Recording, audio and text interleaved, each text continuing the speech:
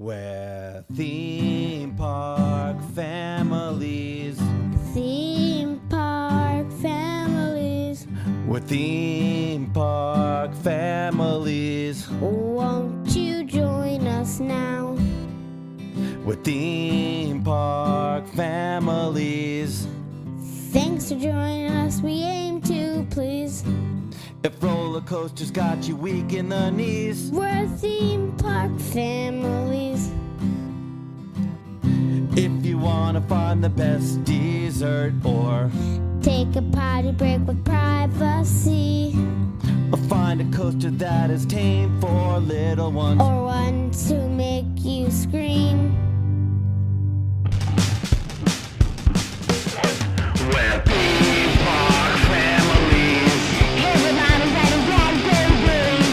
Rescuing you all from life's luxuries. We're theme park families. We're theme park families.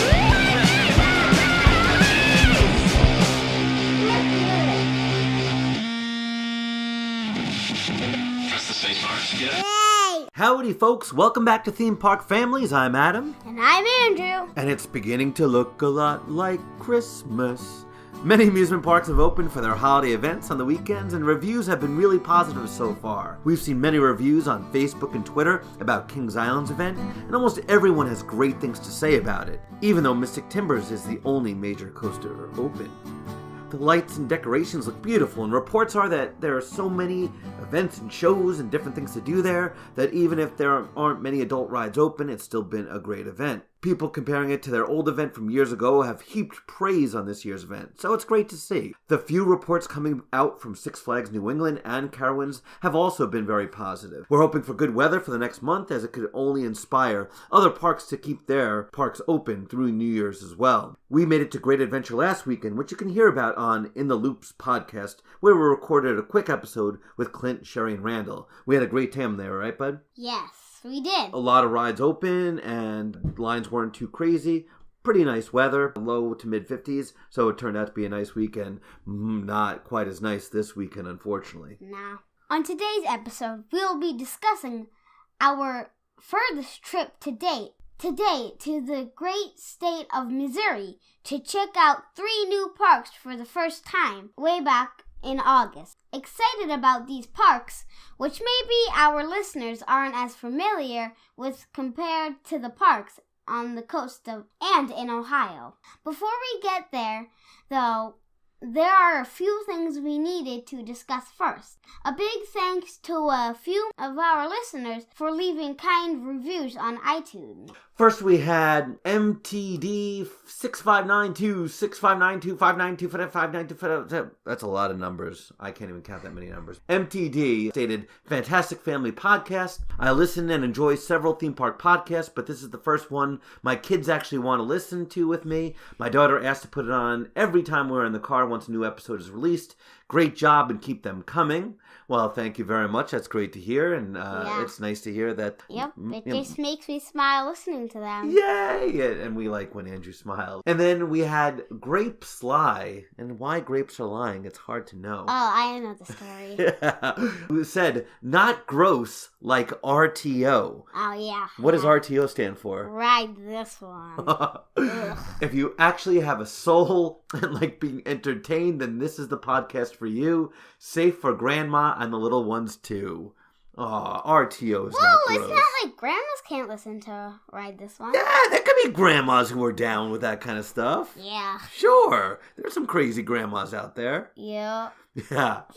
So thank you, Grape Sly. We know who that is. And so very nice of you to all put some 5-star reviews, so it's kind of cool to see. Thank you. Another thing we wanted to touch on, as we talked about a few haunt events on our last episode, is to give a big honorary thanks to all those scare actors who work those events for anywhere up to 5, 6, 7 hours a night. And they keep their enthusiasm and voices throughout that whole night. Some of them having to yell and scream and have all that makeup on. I think there are times where they don't even get breaks, so it's pretty incredible. And so they do a great job keeping that enthusiasm up. And it's clear that they love what they do. All that makeup and the potential dangers to them. I know there have been reports in the past of some events where there's a lot of drinking involved and people attacking the scare actors. So thankfully nothing like that has happened when we've been there. But they really do an amazing job, and the enthusiasm they put into it is pretty incredible. Before we get to the news, for the third show in a row, we have a listener, this time a Miss Schultz, send in an MP3, so let's take a listen and see what she has to say. Oh, hey, this is Mrs. Schultz from Fergus Falls, Minnesota, and I just had to call. You see, I just heard about your podcast here about a week ago, and so I went through and I listened to all of your episodes, and oh goodness, what a breath of fresh air that was. All of the awful stuff that just floats around here in like the Coaster podcast. It's so nice to see a show that's truly about families. And you know what? And very entertaining, don't you know?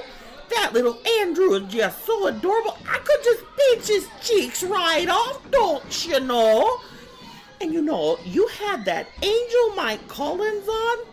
Oh, now isn't he an adorable young man? Oh, you know, if I wasn't a married woman, but you know I am. You know, good Lord knows I am. The only thing that has me concerned, and I don't know if this is true, but someone told me that little Andrew has a tendency of falling off the roller coasters. Now, I hope that's not true. Oh, goodness gracious, I hope he's not jumping off. You're not a superhero, young man. Please do be careful. Overall, you have a wonderful show, and you just keep making it now, don't you know? And I'll keep listening, and I'm sure you'll hear from me again. Oh, just 1 second here. What? I am busy. No.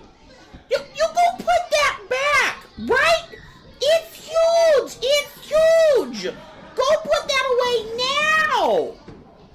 I'm sorry. You know what it is. Kids are kids.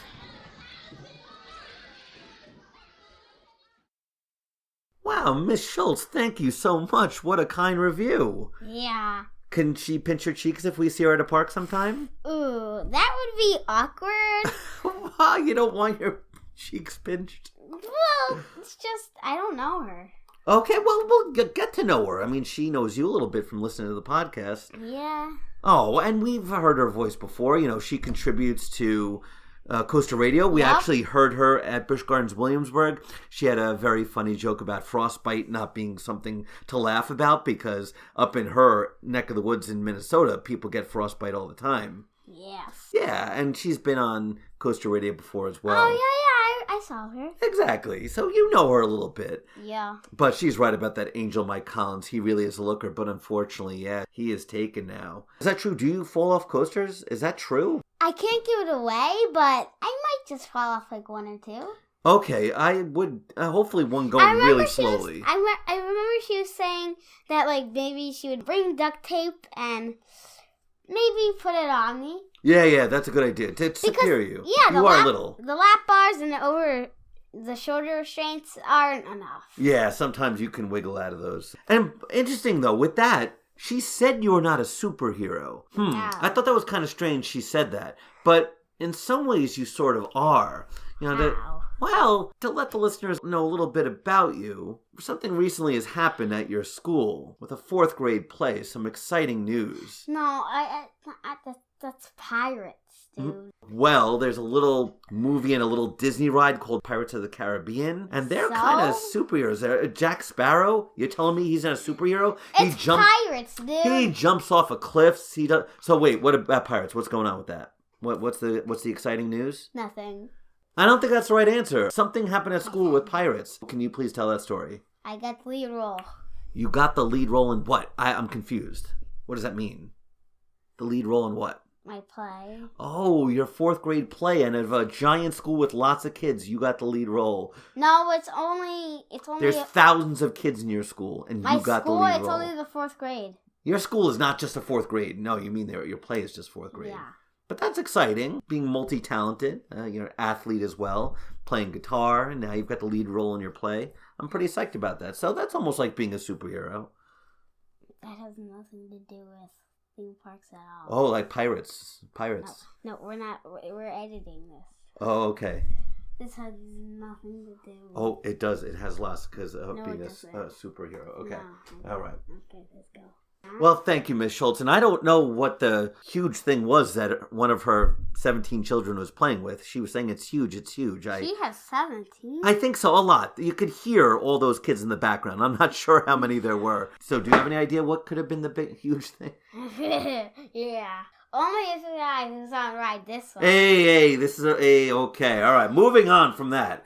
Thank you, Miss Schultz. Let's hit it with some Andrew's news. If not riding closers will give you the blues, it's Andrew's news. Both InvadR and Mystic Timbers valleyed this weekend during their holiday events, with InvadR stalling on Friday night and being recovered on Saturday, and Mystic Timbers stopping before the last hill before the brake run on Saturday.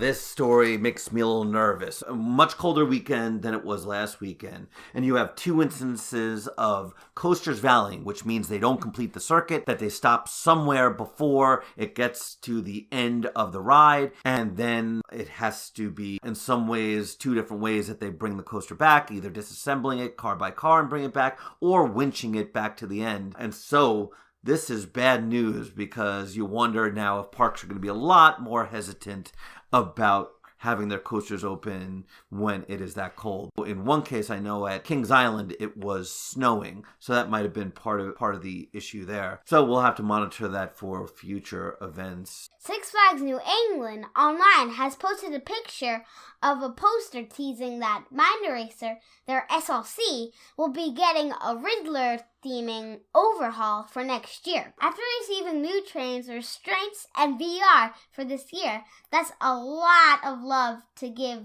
an SLC over a 2-year stretch. Kind of crazy. It makes sense considering that area, all the different rides around it. Because thinking about it, we've got what? Superman, the Dark Knight. Exactly. And Joker, which they added this year, all around it. And then the other swings. Yeah, and the swings that are also themed to those superheroes. Yeah, I think they should do that because Mind Eraser is kind of out of place. That has its own weird theme.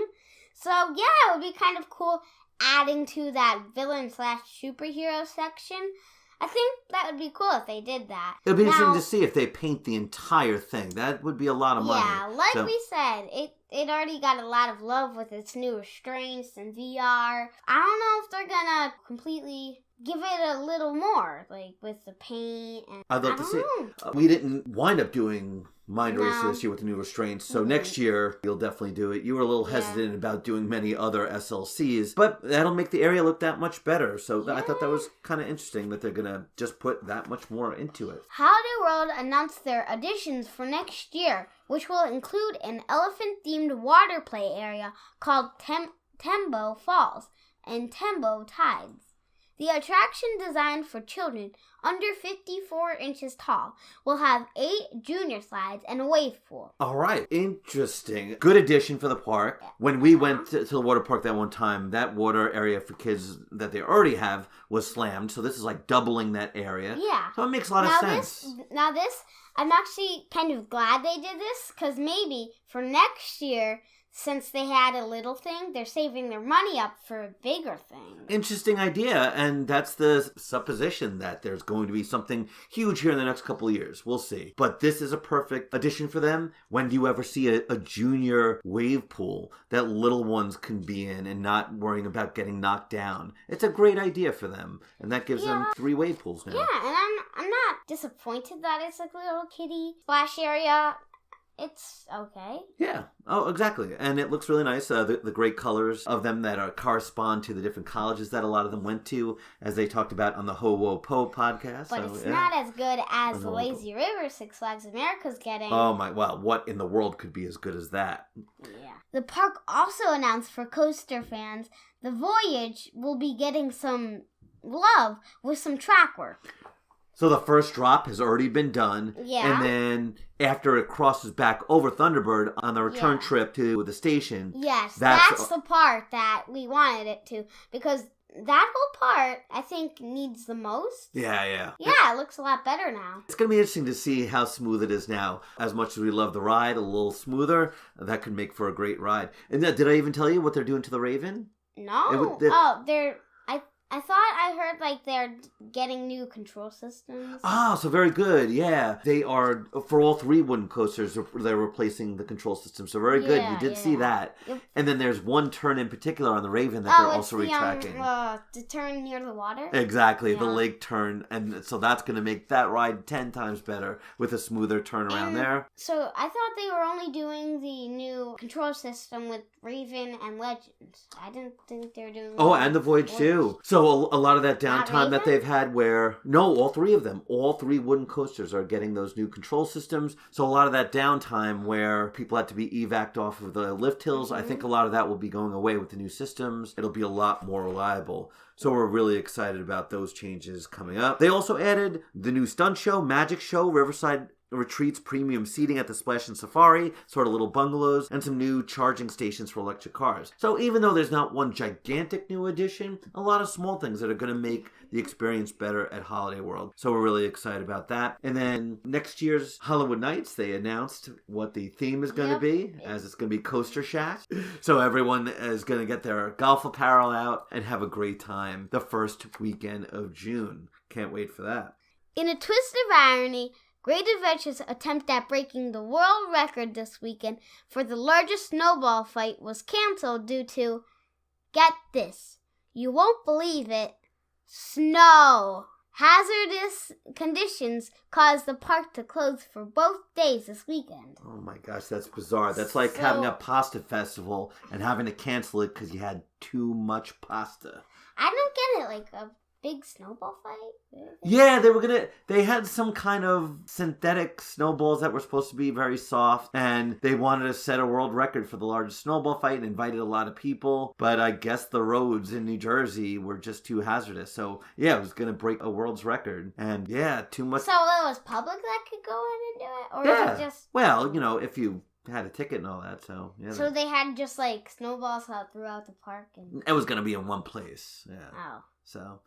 yeah, it'll be interesting to see if they decide to reschedule that in a time where there's less snow for a snowball fight. Yeah, that's crazy. It is rather crazy.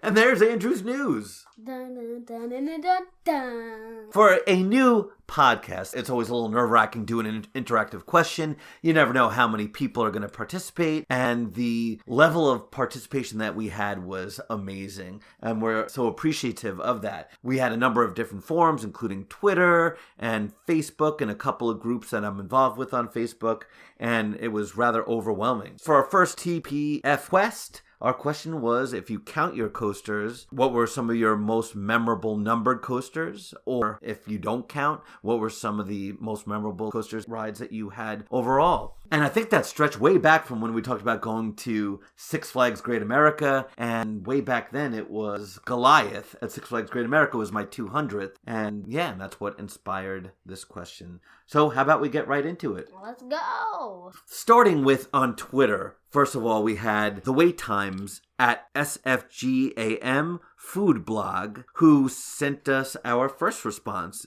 And he stated, getting to ride El Toro as my 200th coaster as it leaped to my number 1 spot on my list was amazing. Even better was getting to marathon it the last hour the park was open. Oh yeah, so a great number 200, El Toro, one of our favorite. And when you can do that on a night where it's not too busy, that last hour that you can just ride over and over and over is a pretty amazing thing. I agree with you so much.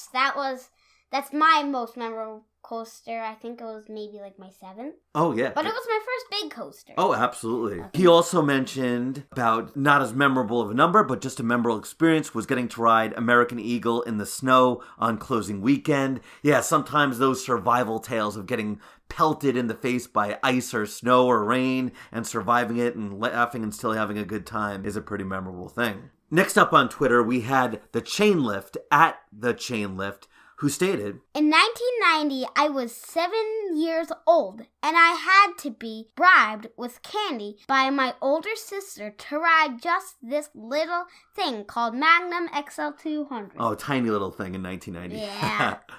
I was terrified, but I did it and changed my life forever. It made me the coaster enthusiast I am today. No coaster means more to me than Magnum. Very cool. Do we have any experiences of having to bribe someone to get on a ride? Alex? Yeah, Alex, multiple times. Yep. That, Yeah. The Joker was a memorable one of, the first time doing it last year because he was nervous about the flip, so we can understand that. And it's weird how you go from fear to all of a sudden loving it. So that's so cool. What a great experience. Thanks to Chain Lift for that story. Next up, we have Zach at CP_fanboy. And he stated, quick to the point, number 50, Millennium Force. A pretty cool number 50. Yeah. Absolutely. A great ride. Yeah, I love that ride. Exactly. Even though it gets bashed by a lot of people, we still love it. It does? It does. Oh, the Fury lovers and those who absolutely love airtime crush that ride. That's because they don't want Millennium Force to just take over.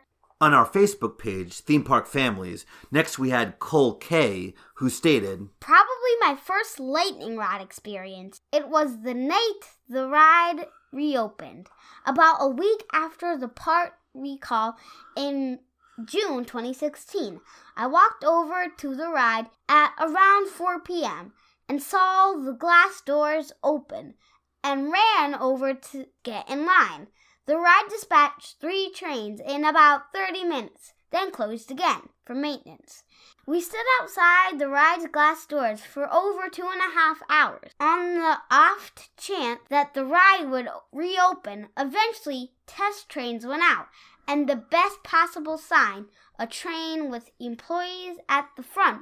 The doors reopened, and it was the most surreal experience ever. Walking through the queue into the station and getting in the back row, riding that would become my favorite roller coaster. Worth every single second of that wait, and I'll never forget it. Wow, how cool. What a great story. And it's rare that you could say waiting 2.5 hours for a coaster is worth it. A night ride on that for the first time. That's an experience that'll leave you speechless. And I could appreciate that being worth it, especially when, from what we hear, the launch was at its fastest last year. Compared to this year, they're saying it's all slower. So what a great story, and I'm so glad that it did work out. Next, Matt B. He stated, Big Bad Wolf was my first big coaster as a kid. I will always have a soft spot for it. And we love that so many stories are kind of about that. What was the one coaster that inspired them when they were young to love riding coasters? And sad that that's one that we never got a chance to ride, but we love hearing that story, Matt. That's awesome. And certainly a little sad for you that it is closed. Yep. Next up, Brent D stated, What I believe was my first coaster and my 700 coaster were both Schwarzkopf Wildcats. Wow, so that's pretty crazy. The first and 700, that's a lot of coasters. And both were called Wildcat. One was at Luna Park, Sydney, and 700 was at Adventure Park USA in Monrovia, Maryland. So pretty crazy, that many coasters apart from 1 to 700, and they're both the same model by a company that made such great coasters, which sadly isn't around anymore. So thanks for sending that in, Brent. Next up, we had James M., who stated, 100th was I-305. I just started counting fresh in 2016. I'm up to 123. Didn't count his rides before that. So that's a lot there, up to 123 in just 2 short years. So that's pretty impressive. And what a great number 100, I-305, Yeah. which you'll get to ride next year. I'm psyched for Stoked. that. What a great ride that is. Next up, Paul Joseph L. This year, my son and I hit some milestones. Number 25 was Bizarro at Six Flags Great Adventure. 75 was Millennium Force. 100 was The Beast. And 125 was Great White at Maury's, a park we have gone to forever. We played around with number 50 and made it Woodstock Express at Carowinds, but 51 was Afterburn, which would have been our first choice if we didn't mess around. Wow, so that's a lot of rides in a very short period of time there. And they even, I love it. And on our Facebook post, he actually posted 2 pictures of a wooden sign that he made for his and his son's top 10. We had Devin's, which was Mystic Timbers for number 1, and then Dad's was Fury 325. And he said he loved it so much, being afraid of heights and overcoming it, and so he loves Fury as well. So cool that you and your son get to ride so many things. Thanks for sending that in. Next we had Charles W., who stated, I have a moment with Hershey's Wildcat. 3 summers ago, I begged my son to ride his first coaster. Cost me $5, but he got on and was scared beyond belief. Then, this past summer, after he had about 30 other credits, we rode it again and said this one was the one that scared the crap out of me. It's nothing to me now. Oh, that's so cool. Yeah, Hershey's Wildcat for an early coaster. That could be a really scary ride. It's super intense and bumpy, and now he is not scared of it all. What a cool story. So that is great. I love that coaster a lot more than a lot of other people do. Some people say, time to RMC it, get rid of it, it's too bumpy. I kind of like Wildcat. So that's a very cool story. Now, Bobby B.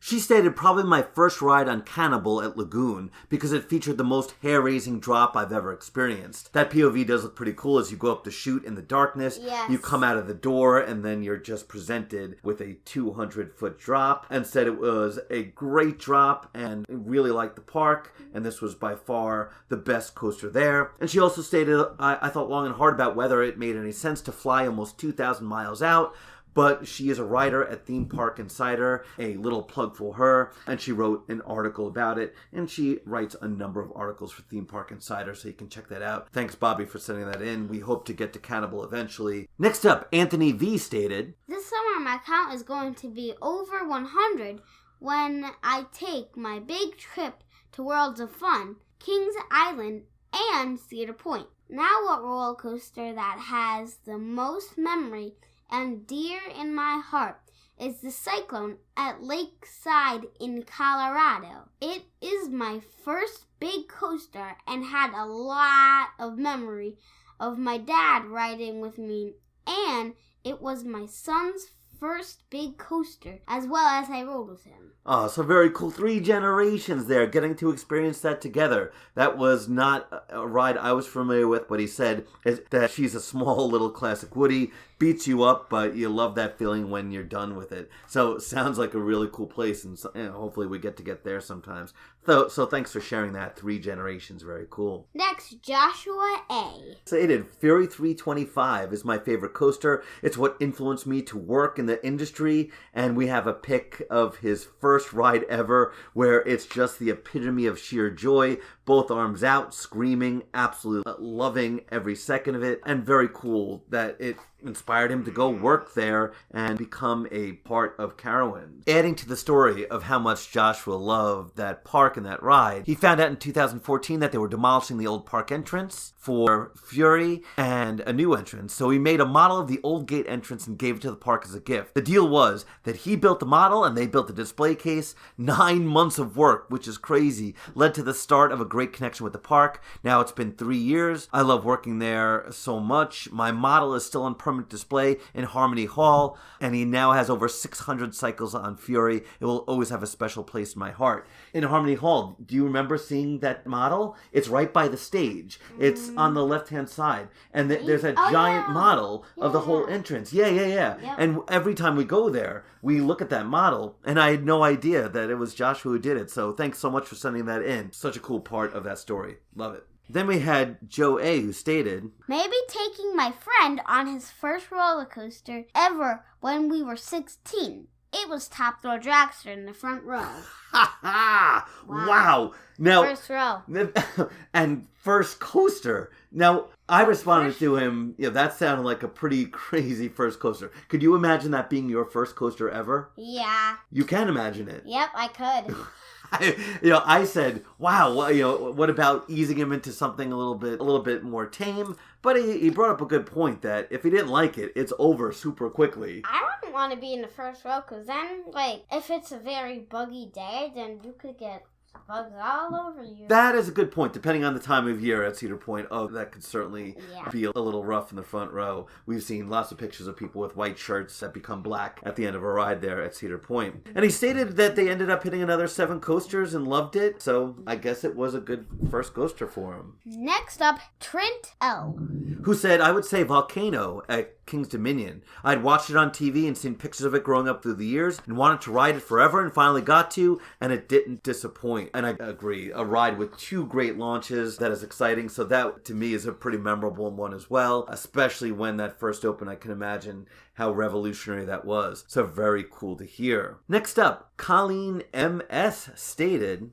OMG. OMG. It's the Beast at Kings Island. I waited 30 years to finally get to ride it. Took a tour of it the same day. 30 years, that's an incredible amount of time, the patience. Yep. And she said it lived up to the expectations and loved it. It's a unique ride. I can see why people love it, and I can We see haven't got a night ride yet, Next though. year. Next year is the guarantee first Hopefully, night ride. It's hopefully. it's gonna happen. It's a guarantee, set in stone. We've been there enough times. Don't we jinx just us. we're doing it. We just never have gotten a night ride, but it's going to happen next year. Next up, we have Christopher A. Who stated number 300 was Storm Chaser at Kentucky Kingdom, and 400 was X2 at Magic Mountain. So an interesting couple of coasters there. Storm Chaser, which we'll talk about in our next episode, a really good ride that we liked a lot. And then X2, which is in our top 10 coasters we most want to do that haven't done yet. So can't wait to do that. 2 exciting coasters. And he loved X2. He said it went straight to number 1. So that's a huge endorsement for that coaster. Awesome. Thanks, Chris. Next up, we had Tim H., who stated, I'll say Gauntlet at Magic Springs. I grew up going to Six Flags Astro World as a kid. I've loved roller coasters for as long as I can remember, but I was a chicken when I was young, preferring to just stand there and watch them. Anything larger than Accelerate was just part of the scenery for me. My favorite to watch was the serial thriller Astroworld's SOC from Vekoma. Mm-hmm. It was really impressive to look at it as a little kid. Astroworld closed when I was 10 years old, though before I worked my way up to Big Rise, so I never did ride it. After that, I made it a personal mission to track down a standard model Vekoma SLC and ride it. I finally did that this year at Magic Springs, and despite what a lot of enthusiasts say about them, I loved it. It was definitely worth the 12-year wait. Another one with waits. We go from 30 to 12 years. And someone who likes SLCs, I think that's kind of nice and refreshing to hear. It's okay. Yeah. SLCs are okay. I know it's kind of taboo to say that you like an SLC, but if they're maintained properly, I think they're an interesting layout. So I didn't know anything about Magic Springs, and he stated that it's in Hot Springs, Arkansas, in the, Ouachita Mountains, if I'm going to try to pronounce that correctly. It's a really pretty location, and I can't remember exactly how old I was, but it had to have been between 10 and 13 years old. My parents made me ride Batman the Ride at Six Flags Over Texas, and that finally got me started. So very cool. Hot Springs, Arkansas, a spot we haven't heard of before. So thanks for sending that in, Tim. Next up, Nick D. Who said, not sure the count numbers, I never really counted, which a lot of people don't. However, my most enjoyable memory was at Six Flags Magic Mountain. We brought my son's friend on a California trip with us. We rode X2, and they just about died with excitement. We rode it several times until park closing. Awesome coaster, too bad it cost so much to construct again. Yeah, that's a shame that we really won't see any others. I know there's one in Asia somewhere. I've seen that clip, but yeah, they're just so expensive to make. X2. Yeah, another X2. So really cool. So many people just love that ride. Next up is a Facebook group I'm involved with called Disney Lover at Hershey. And we had a lot of responses from this crew. And it starts off with Harry M., who stated, the most memorable experience for me was my first ride on Leap the Dips. So a coaster that we hope to get on at some point. That park has sold all of their flat rides, leaving them with just their 2 old Woodies, and that being the oldest coaster in America. Still up in the air what's going to happen, if they're just going to open up those 2 coasters and then a bunch of other things like batting cages. But what a cool one, Harry, and we hope to get on that as well. It just seems like such a cool part of history. And speaking of history, Harry is a part of history with Hershey, where he writes a lot about the history of Hershey. We met him during the Hershey Media Day for their new water park expansions. So it was good meeting you, Harry, and an interesting coaster to choose. Next we have Vincent V. And he stated, I count coasters, my 300th meant a lot to me. Unfortunately, my 300th was Tempesto at Busch Gardens, Williamsburg. It's a decent short coaster, ruined by uncomfortable collars. People told me to wait it out and try to go on a better coaster as my 300th, but I didn't want to wait. I don't regret my decision, though. My 301st was Mystic Timbers a full 7 months later. So we met Vincent and wife a few times at Great Adventure, and it's kind of sad to hear that the collar on Tempesto was uncomfortable. When we did Phobia Fear at Lake Compounce, those were really comfortable with just the lap bars, so that's kind of sad to hear. We haven't been on Tempesto yet, but Mystic Timbers, a great 301, so nothing to be disappointed about there. Lisa B. stated, Honestly, my most memorable ride experience was probably Skyrush, with oldest on July 18th. The past summer, she was terrified, and the only reason she did it was because it was my 30th birthday. She was calmly crying all the way up the lift hill. Immediately afterwards, she pulled me back in line for front row. Oh, very cool. And she went on to say then, after that ride, she's now fearless and isn't worried about being on any coasters. So what a cool 30th birthday present. That is so awesome that she did that. Next up, Brianna S. And Brianna also met at the Hershey Park Media Day, and she stated, most memorable ride on a coaster would have to be the dark ride I got with my friend in October of 2015, when the chaser lights were out on Lightning Racer, and there was a full moon in a cloudless sky, making the wooden beams shine like silver. Wow, that was very poetic. And Brianna, that is her ride. She is the queen of Lightning Racer, and she has her counter that she counts off every time she does it. She's into the thousands and thousands of rides by now. So how cool, having no lights to be completely in the dark there. So that is awesome to hear. Next up we had Michaela P, who stated, If my count is correct, I am at 59 coasters. I am visiting a handful of parks. I have not yet been to next year, so I am excited to be able to get my count closer to 100. all right, so maybe we'll hear next year what is going to be the big 100th coaster for Michaela, who I believe works at Hershey as well. So very exciting. Thanks, Michaela. Next up, we have Brad D. And he stated, sitting at 299 on the coaster count, not sure what 300 will be. So kind of exciting. Maybe we'll hear that as well next year, as both of them have milestones coming out. We had Chris C, who stated that he is at 488. Looking forward to 500, which will probably happen in 2019. 400 was the Wacky Worm at Del Grossos. Wacky Worm. That sounds like a weird name. Yeah, there are a lot of wacky worms. Yep. Mm-hmm.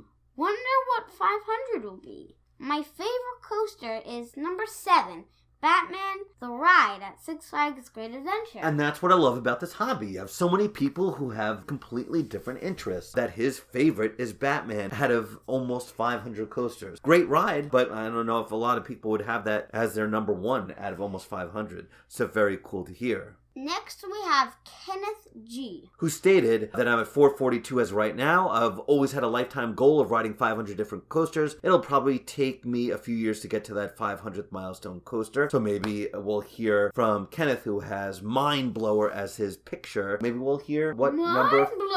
Yes, what 500 will eventually be. Thank you. And next up we had Nick P, who stated, calmly waiting to hit 600 different coasters ridden. After the 500 mark, coasters get harder to count. I am at 566, I believe, but I hope to reach 600 in 2018 or 19. Most memorable is Night ERT on El Toro in the pouring down rain and riding coasters in England. Oh, very cool. So, wow, pouring down rain on El Toro sounds like, again, and a night ride. And a night ride. So it's kind of like a survival thing. It's painful, but once you finish with it, it's very exciting, like something that you were able to overcome. And then our last one from this group was from Shannon S, who stated my 300th was Georgia Cyclone, 400th was Potsblitz in Germany. You're familiar with the Potsblitz coaster? Yeah, the Potsblitz. Yeah, Potsblitz. Oh, das Potsblitz. 500th was X-Flight at Six Flags Great America, and 600th was Twisted Colossus. Wow, so it was all over the world there. Georgia Cyclone, which is now no more, so sad for that one. Potsblitz in Germany, it just sounds like a great name. X-Flight, a very good coaster, which I enjoyed. And then Twisted Colossus, a lot of people's number one RMC. So very cool. Shannon, we're very jealous of your coaster count too. That is very impressive. Next up, from the Amusement Park Enthusiast group on Facebook, we started off with Renee H., who stated, most memorable getting the last ride on the original Steel Phantom. The fear and excitement of what revenge might become. Saying goodbye to little Kennywood's great big record breaker. You can see that being emotional, closing up the old ride But and going to the new one. It's not that different. Wow. Very, very different, dude. The inversions Nah. from the first one versus... They just take that out and then put in a couple bunny hops. That's it. That's it. I don't know. I That's think it. people would say it's a lot more than just that. And she said that she really liked both, so... Next we have Nat K. Who stated, my most memorable rides would be going on the Tower of Terror when I was 10. Dream World, not Disney. Very important to keep that in mind. It was my first big ride, and at the time, the fastest and tallest ride in the world. Kind of their version of Superman Escape from Krypton. Yeah. Second would be the Big Shot in Vegas when I was 12. Being launched on top of that building was pretty amazing. That is well over 1,000 feet tall. That's impressive. Then my next memorable rides are the time I had been able to take my daughter on rides. Aw. Both my girl's first mini coaster, SpongeBob Boating School Blast, that sounds like fun, is all my middle daughter has been able to ride. Then Roadrunner, a Vekoma Junior coaster, Storm Coaster, her first water coaster, and Scooby-Doo Spooky Coaster, her first dark ride. It's awesome to be able to watch as they experience these rides for the first time. That's so great. Hopefully they love it, and if you record MP3s of them after big rides in the future, that would be great to hear how they feel about things as they go. So awesome for sharing your own experiences as well as your daughter's. Next we have Steve S., who stated, next up we had Robert D., who stated, I have had multiple memorable moments on rides, but there's two that really stick out. The first one would be when I rode Millennium Force. I conquered my fear of roller coasters that day, and Millie was the final one to conquer. I did it and fell in love with coasters that day, and that's what started my coaster hobby. The second was when I rode Banshee. It was my first credit after I conquered Millennium Force, and my first coaster enthusiast event outside of Cedar Point at Banshee's Media Day. I'll never forget those two moments, and I'll share them with my kids when it's their time to ride the big coasters. Oh, that's awesome to hear, Robert, and hopefully they're getting pretty close. Millennium Force is a great one for overcoming fear of roller coasters, as if you can handle coasters at that height, you pretty much can handle any. And then Banshee, I love. Banshee is not very intense for a little one. It's nice. It just goes along with the flow. And Yeah, exactly. Just it's a flowing It's kind of calm. coaster, exactly. Next we have Jeffrey M. Who stated, most memorable, I-305. I could see it from Dominator before the park officially opened for the day. I was nervous. Then I rode it and fell in love. I felt like I could do anything after conquering it, and I did. King Dakar and Zumanjaro fell with ease. So that's pretty impressive. Yeah, that's an intense drop on I-305. That's great, and inspiring you to overcome other things. Like King Dakar and Zumanjaro felt like nothing in comparison, when those are still both pretty intimidating. So thanks for sharing that. Next up, we had Darren M., who stated, My most memorable experiences seeing Cedar Point for the first time and finding 400 coasters before ACE, or RCDB, Roller Coaster Database. As of December 1st, 2017, among my more memorable rides are Eagle Fortress at Everland, my first ride on Blue Streak at Cedar Point,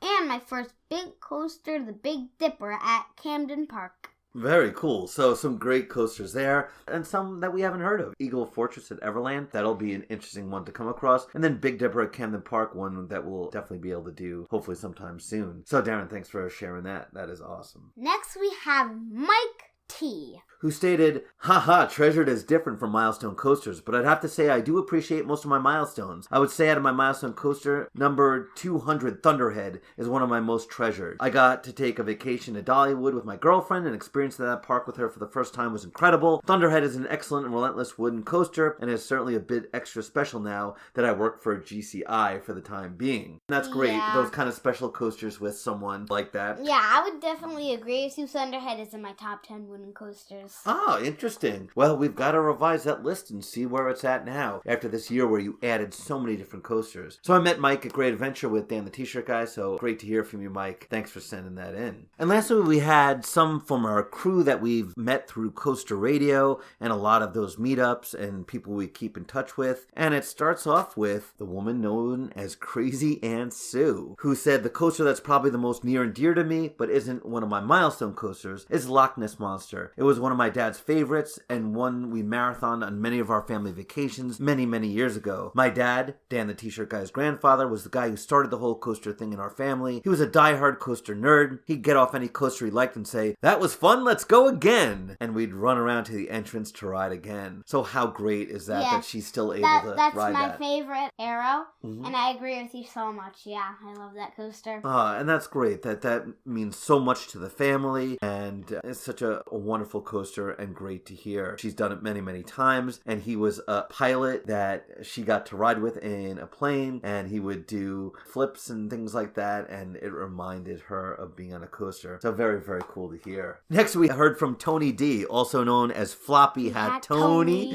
from Coaster Radio, and he stated, my 200th was Leap the Dip's oldest operating coaster in just a few hours from my house. I didn't even know this fact until last year when I officially became a coaster enthusiast. 400th was Dragon Challenge Hungarian Horntail the past July.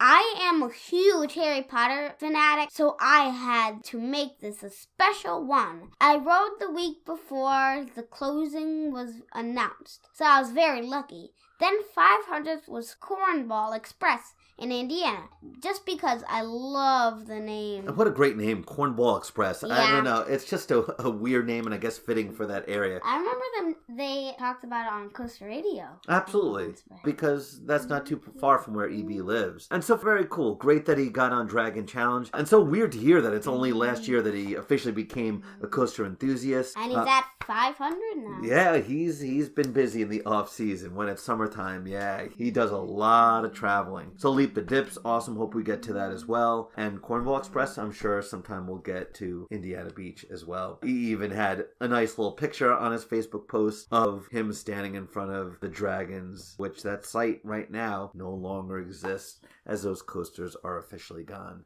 Next up, Goliath from Ride This One stated, my 100th was ice, R.I.P. Dueling Dragons. So sad. But again, at least they got to ride them before they were gone. They got them just over the summer, not too long ago. And next up, we had the Beard Man from Coaster Radio, who stated, for me, getting 350 on Montu was special, since I had always wanted to ride it since I had roller coaster books as a little kid.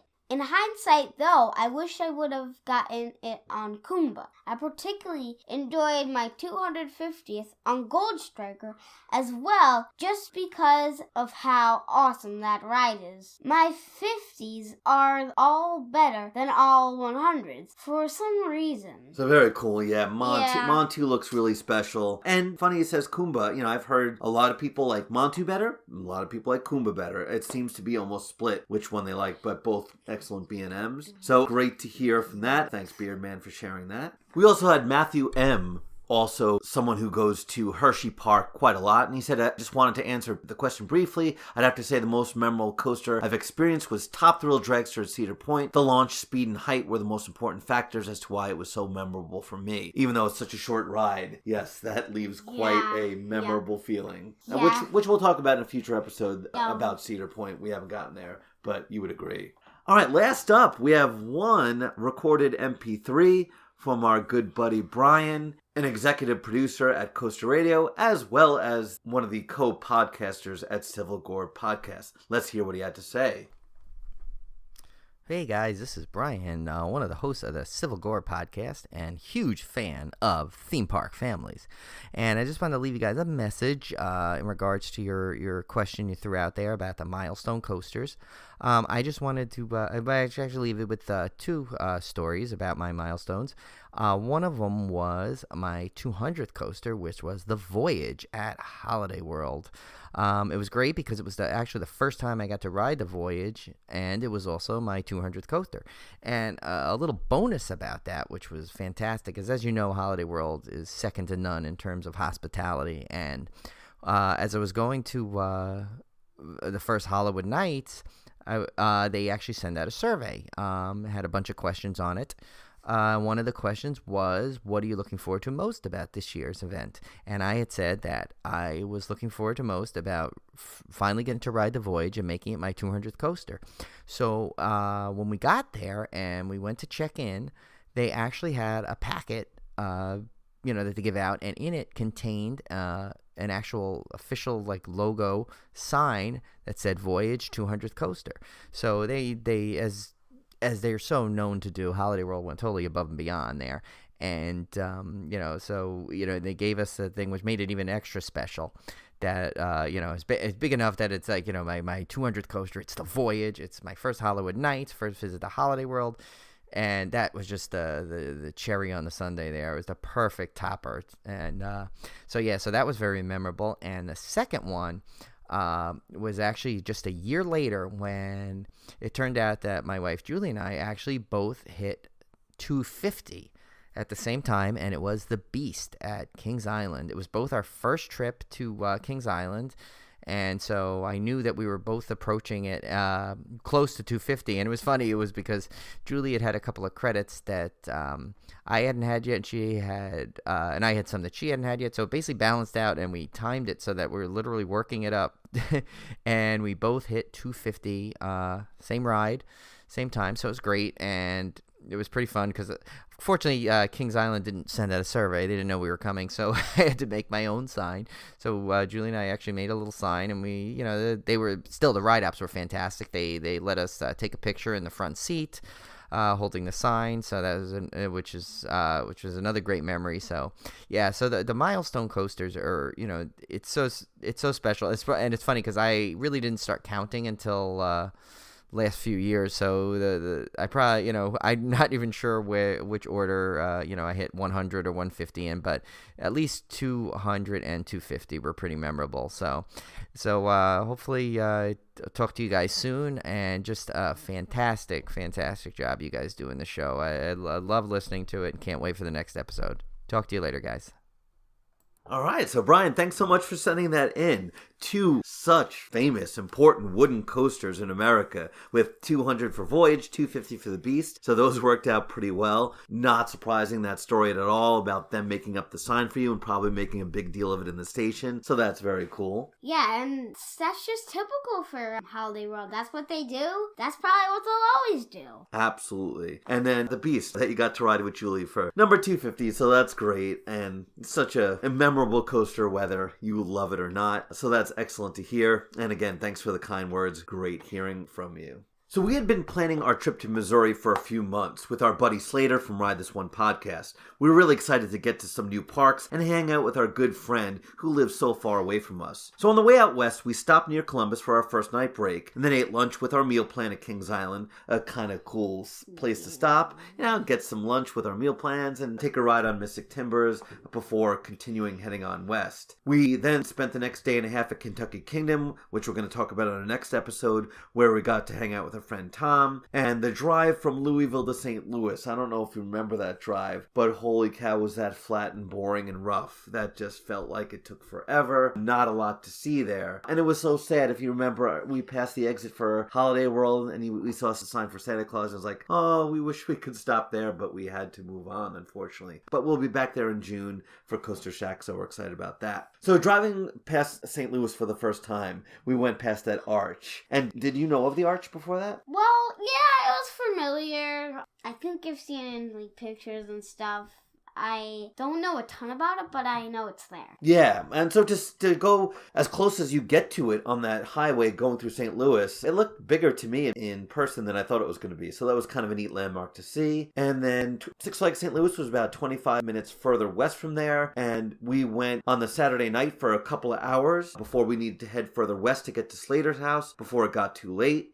And then heading back east on Tuesday, we then rode everything else. So we're just going to pack that all into one discussion here. So we'll cover both half days in this section. Well, I knew very little about the park overall. I knew a few of the rides that they had, but I hadn't checked out a lot of POVs. I wanted to experience it in a new, fresh way. I didn't even really know much about the map. So driving up to it from the highway, you had a really nice first impression of the park, that it was in a really nice setting. In the trees. Yeah, you had that hilltop behind the park. Yeah. So all of the rides, all the coasters were in front of that backdrop of trees. And they're all like bunched in next to each other, so you can almost see all of them. I really like a nice coaster skyline, and I thought that was a pretty nice one. Exactly. It was pretty busy, but since high school had started back in that area the previous week, lines weren't as bad as they would be in a normal summer weekend. Parking in the entrance and the whole town shops in the front were pretty typical of the Six Flags, so we headed to the right first to ride Ninja, and it probably wasn't a good sign on a fairly busy Saturday that there was truly not a single person in line. There were, I think, 3 other people on our train. And again, that was like 2 o'clock on a Saturday. So to have almost a Zen ride, that wasn't a good sign. It was built by Arrow, but when they became bankrupt, Vekoma finished the project. So you have the quote-unquote best of both companies. And your very memorable impression of Ninja was... What do you remember thinking of Ninja? Nah. Yeah. I didn't love it. No, I don't think he liked it at all. In fact, when we went back the second day, there was no one in line again, and we're like, "Hey, do you want to just jump on?" Nope. And did we though? We still did, didn't we? Yeah, but you were like we did. angry. You were very angry. Yeah, it's. That ride is not. It is so uncomfortably bad. Definitely some handbagging moments, and it's not a great looking coaster. It's No. not. It doesn't have any kind of setting. But It's- hey, they have theming at the front. Oh, what? They had was it a ninja statue? Yep. Woohoo! 2 ninja statues. Okay, so that's the best thing to say about that. One of the best parts about that section called the studio backlot is their swinging ship called the Joker. Do you remember what that... We didn't actually go on it, but do you remember what it looked like? Yes, I do. It had like theming on it, so it was like the painted Joker colors and... I thought the ship was brown. No. That's the thing. It wasn't like a typical pirate ship. It looked... I know it was Joker, Yeah. but I thought it was brown. Yeah, so it looked good. I give them credit for making it a little bit different than your typical pirate swinging ship. After that, we had dinner at JB Smokehouse Barbecue, which is like a sports bar that had posters and football games up all over the place. And this was a problem at like a lot of Six Flags, that colleges in some parts in that area had gone back, so they were understaffed, and the restaurants were completely overwhelmed. They had good food options like footlong hot dogs and brats and loaded nachos, but it took, the whole thing probably took well over an hour. Do you remember Over an waiting? hour? Yeah, that was a long time. Yeah. Yeah, so it was crazy long wait, but it was still decent food. Next up, we rode Pandemonium, their spinning coaster clone in the Britannia section of the park. And that was a section of the park I really enjoyed. That was more towards the back of the park. Pandemonium, which is exactly like their ride at New England, I liked it better because at least it was in the trees and had some shading to it compared to New England where it's just completely out in the open. They even had one support that was on top of a building, which kind of made that a little bit unique. And thankfully, it was a much shorter line, right? Every time we go on Pandemonium in New England, doesn't it feel like it takes forever? Well, yeah, it does feel like it takes forever, but the last 3 times we did it, it hasn't been a very long line. It hasn't been quite as bad, so that's No. good. At that point, we had time for one more ride before we headed out that first night. So we went over to the Boss, which I knew very little about. The walk itself is kind of one of the most noticeable things. As you go on this elevated wooden path, with a lot of zigzags all over the place, and then it's a really long walk, and it takes a long time to get to the station. So you get to like look at the coaster a little bit before you actually get to the station. And so once you eventually do get there, it had very interesting trains that were very, very comfortable, and really liked those restraints. The lap bar was comfortable. And so before I talk about my particulars about the Boss, did you enjoy it? I liked it. It's kind of rattly, It's okay. The first part is kind of like an out and back coaster. Then the second part has like a helix and stuff. That's an interesting observation. It is sort of a combination of two coasters. Right, you've got out and back in the first half, and then you've got twisty all in the second half. Okay, Yeah, but I thought it was kind of rattly and shook a lot. Now, the interesting thing with that, I didn't find a lot of times at the front of a coaster it's a lot smoother. I think it felt the same no matter where you were on the train. Yeah. So that was kind of odd. To me, there's one aspect of this coaster that makes it the most unique of any I've ever done. One of the things I love about coasters is the first drop. To me, the Boss felt like it had 3 first drops. If you look at the POV, if you look at the POV, it's so unique. You have 3 giant drops to start it off, including there's sort of a double down with the first drop that's really unique. And to me, that made it so special, and I loved it. Now, not a ton of airtime on this ride, and I think that's why Slater doesn't love the Boss at all, but I just thought it was so unique. And on the second day we did it, when we came back that second day, do you remember what was on the side of the first drop? What was? Yep, there were actually 2 deer. Oh, There was one that you could see right next to the track, and then there's one almost completely under it. Yeah, so that's weird. And I talked to one of the tenants, and he says, they see them there all the time with those trees there, and a lot of times they have to shut down a ride if there are deer that did cross a fence. So I thought that was an odd place for a deer to rest, right at the bottom of a first drop of a pretty noisy coaster. So that was, to me, one of the surprise hits. Loved the Boss, and that was one. Between the 2 days, we rode that at least, I'd say, 7 or 8 times. And I just really enjoyed it, I think, even more than the boys did. Although Alex liked it a lot, too. We headed after that out to drive to Slater's, and we came back on Tuesday, and that was a much quieter day, as that was their last weekday of operation for the regular year. So it was really kind of quiet that day. So very few lines, but the water park was closed, so we'll have to get there another time. We didn't wind up doing their water park, but we'll do it another time, and I think they're getting a pretty nice water slide for next year. Yep. Well, walking in past the 1904 World's Fair section, Colossus is a stunning looking Ferris wheel. You remember Colossus there? Yep. Now, we didn't get a chance to do it just because we didn't want to waste time on flat rides. But what did you think of how that looked? It looked pretty tall. Yeah, it really did. Much more than Great Adventures. So it looked like a pretty ride. The next time we go back, that's definitely one that I would ride. Another amazing looking flat ride was Excalibur. And do you remember what Excalibur was? No, I don't. Oh, was it the one kind of near Colossus? Yeah, that did what? That it's kind of like a Larson Looper. Well, that's the one that's sort of like an Enterprise on steroids. It was that huge flat ride where you get into your own car and the whole thing starts spinning and then it all rotates up, but it's like twice the size of an Enterprise, and it looked massive, and it looked like a really fun flat ride. Unfortunately, it was 54 inches, so I can't wait to get back when you guys are tall enough to ride that. I think that was a prototype ride, and I don't think there are any others that exist in America, so that one looked pretty nice. Then the log flume, and it was not a hot day, but it was a decently warm day, and we went on their log flume, and anything that you remember from that?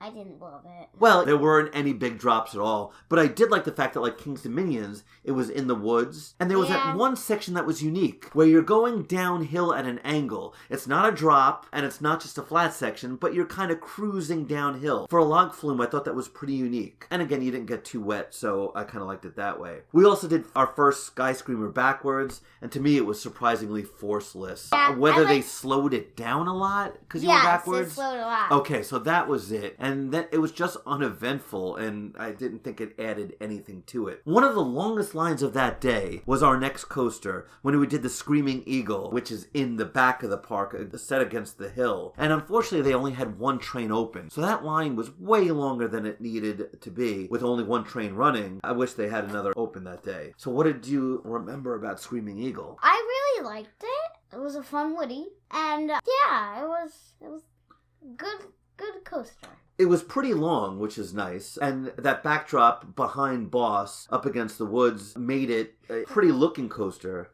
So I thought it was definitely a little rough. It could use a lot of TLC. Yeah. You could see it being a really good layout, but the bumpiness, it's not rattly like a Thunderhead. It's more bumpy. So it'll be interesting to see if they give that a little love over the next few years. Yeah, it could use some retracking. Like I said with Boss, it was really rattly, but I thought it was still an okay coaster. Then we did the River King Mine Train, which was one of the weakest Arrow mine trains, I thought. It had 3 small lift hills. Yeah. Right? One of those, kind of like the one at Six Flags Over Georgia. And the cars were so small. So it was like, even for me, it was so crammed. Yeah, right. Some of those Arrow mine train cars can get tiny, and that one was really small. So it was really kind of uneventful. The saving grace, again, is that it had a decent setting in the trees, but really kind of weak. And so for that way, it's a good ride for a younger kid who might have a little fear of coasters, as that one had really no fear factor in it whatsoever. We did the Boomerang, which had a decent setting on a hill in the trees, so that was a decent Boomerang.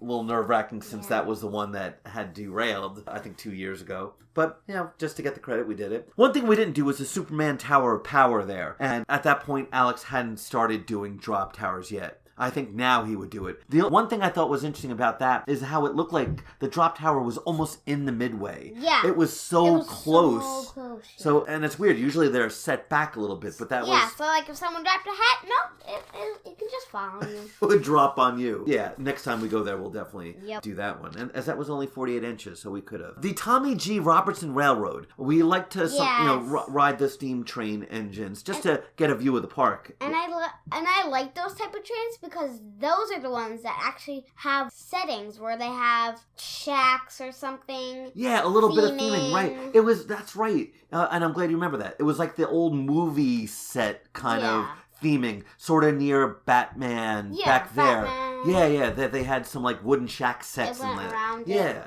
Good memory. And you get a little bit of the history of the park. You get up close to a couple of the coasters like Boss and Batman and another coaster that we have to chat about a little bit. So that was a good ride. And I can definitely see on a hot St. Louis weekend that it would be nice to get on that train, cool off a little bit. Since there was absolutely no line, I was able to get on the Mr. Freeze Reverse Blast, and it was surprisingly a forceless launch from the station, where you launch backwards out of the station, and it had the same restraints as Flight of Fear, for those of you who know Kings Dominion and Kings Island, and those are pretty comfortable restraints. It was a fun ride, but definitely not one that you'd want to wait on for a long time. The mechanism for switching the trains to the different tracks I thought was very cool, though. So that was a neat station, and one that was very cool to see. So we ended off the day at our last coaster of the park with American Thunder. And American Thunder I knew nothing about. Wasn't familiar with American Thunder at all. And it turned out to be the surprise hit of the trip. Overall, we probably rode it between the 2 days, maybe something about 10, 11, 12 times, including a bunch of times to end the day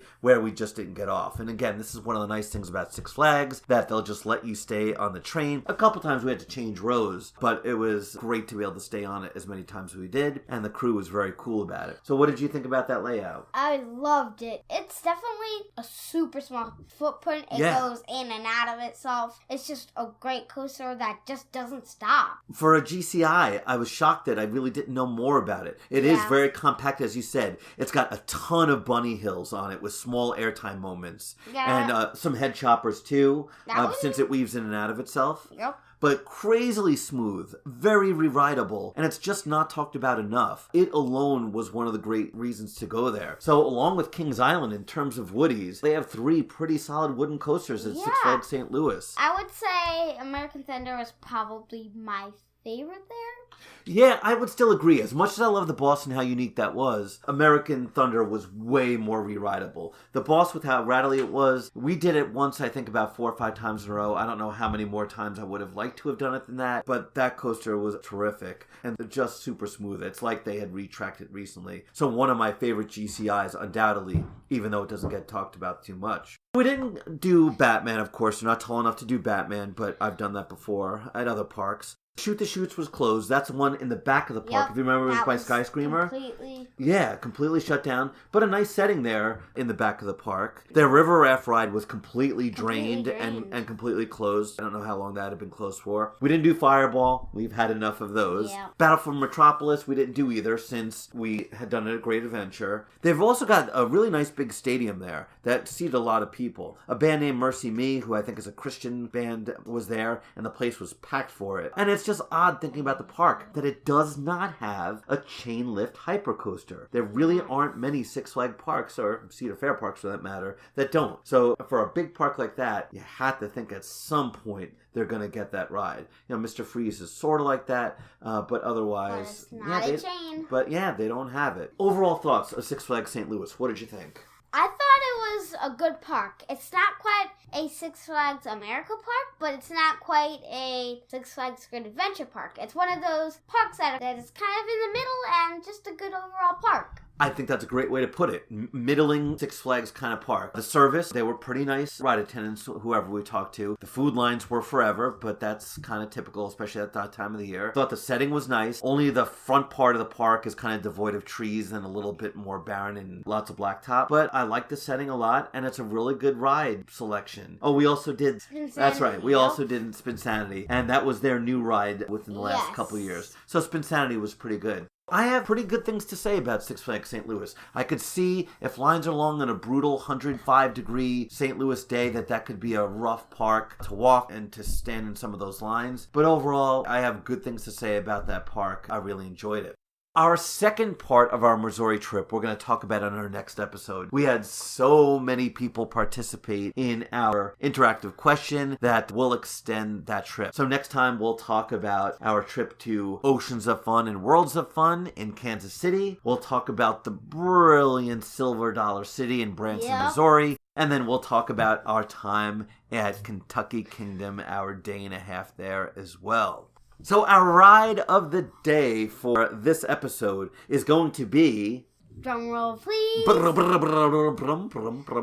Finish Fling. Finish Fling at Worlds of Fun, which we'll talk about in our next episode. And it was so fortuitous that we got to ride it when we did. All right, so Finish Fling. Such a weird looking thing. When you walked up to it, and sadly it doesn't exist anymore, it was hard to tell if it was even a ride, right? I mean, I knew of it before, but when you looked at it, it's sort of in a hut. You see there's a walkway that walks up to it, but you don't see any part of the ride at all. Yeah, I think this is, I don't know. I want to say it's my favorite flat ride, but I kind of want to, I can't think of other flat rides that I really like.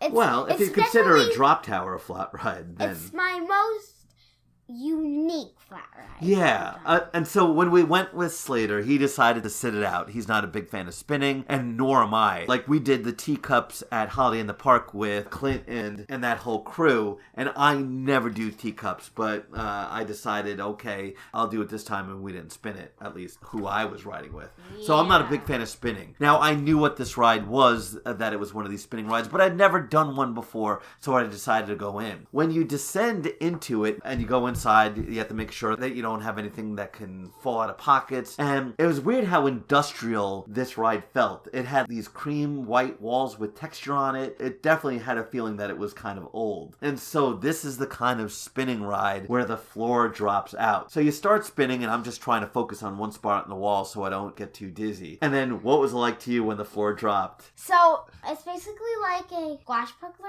Oh, yeah. Swashbuckler Great Adventure, one of those. Or like the one you did at Six Flags America. Riddler.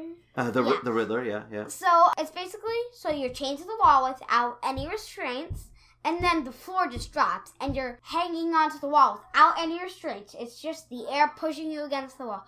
And I was like, oh my gosh, this is what it does. And I was just so amazed. It was so crazy. It is a weird feeling, as nothing is pinning you down, but the force is pushing on you. And when the floor drops down, you almost feel yourself sort of slip down a tiny bit, but not that much. Now, the incredible thing was, once it was done, I definitely felt a little dizzy. I felt worse, but that wasn't too bad. But you guys went on a second time. Yeah. Now, were you feeling a little rough after the second time?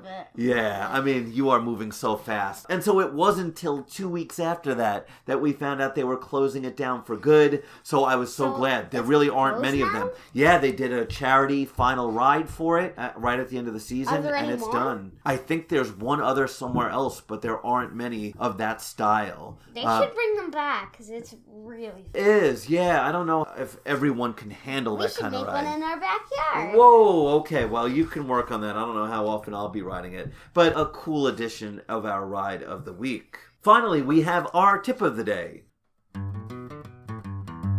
tip of the day, tip of the day. It's the tip of the day. Tip of the day, tip of the day. It's the tip of the day. Yeah!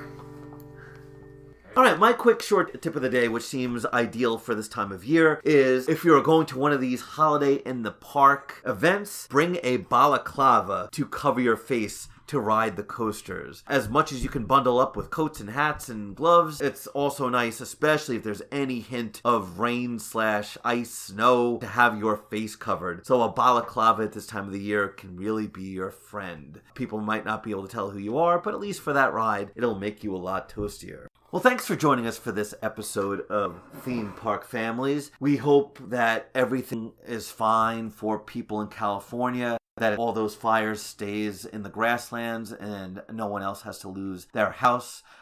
Did you see the pictures and videos from Six Flags Magic Mountain? Yes, I'm worried because I really want to get to that park and ride it. Yeah, and ride it. All their coasters. There are so many there that we want to get to. Some of those pictures that they showed of the smoke and flames behind Magic Mountain, almost looking like it was a couple hundred feet behind it, were a bit misleading, as it was more like a mile to a mile and a half behind it, but it was kind of scary to see. We saw some video of hillsides above highways completely on fire, and just they were scary looking pictures, and we just hope everyone in California is okay. Our next episode will come out soon, as we'll talk about our second half of our Missouri trip and talk about Kentucky a little bit as well. And if we're lucky, we might even have a Christmas song available about Santa and coasters. All right, so we'll see some of you on Facebook, Twitter, and YouTube for our episodes on there, and all those other wonderful places where we're finally on with our episodes, like iHeartRadio and Stitcher and Google Play, all those tons and tons of places. When I eat hot dogs, I like sauerkraut. I've never had it. See you next time. Andrew out.